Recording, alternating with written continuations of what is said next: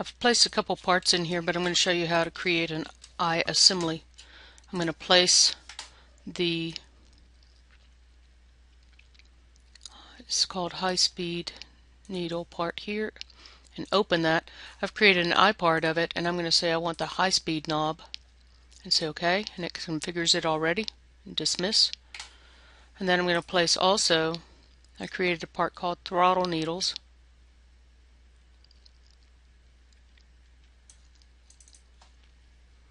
and I want this to be the high-speed needle as well. And now I'm going to put a constraint on there. So in constraints I'm going to use an insert that mates the face and aligns the axis. So it's a combination. Apply. And now I don't want this moving around because it really is press fit. So I'm going to create an angle of orientation with 2 different degrees, and I'm going to select the origins of each one of these, an origin datum, this one, and let's say this one, and say OK. There are only 2 directions, and now this is fixed, and of course this is grounded.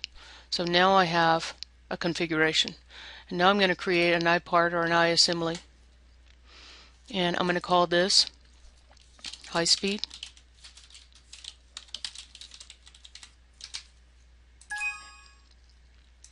and we'll put the high speed assembly number here. And what we're going to do is in components we're going to allow the high speed or the throttle needle in these things. So we're going to start and put in the different configurations.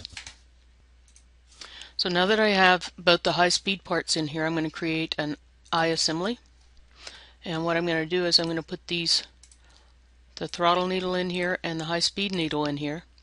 And I'm going to create this one to be high speed.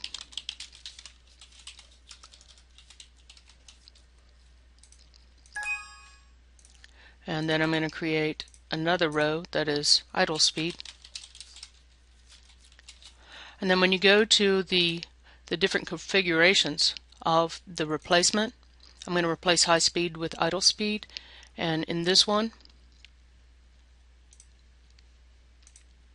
I'm going to replace with idle speed as well. I'm going to verify and say OK. So now it's created a table for my assemblies, and I have high speed and then I have idle speed.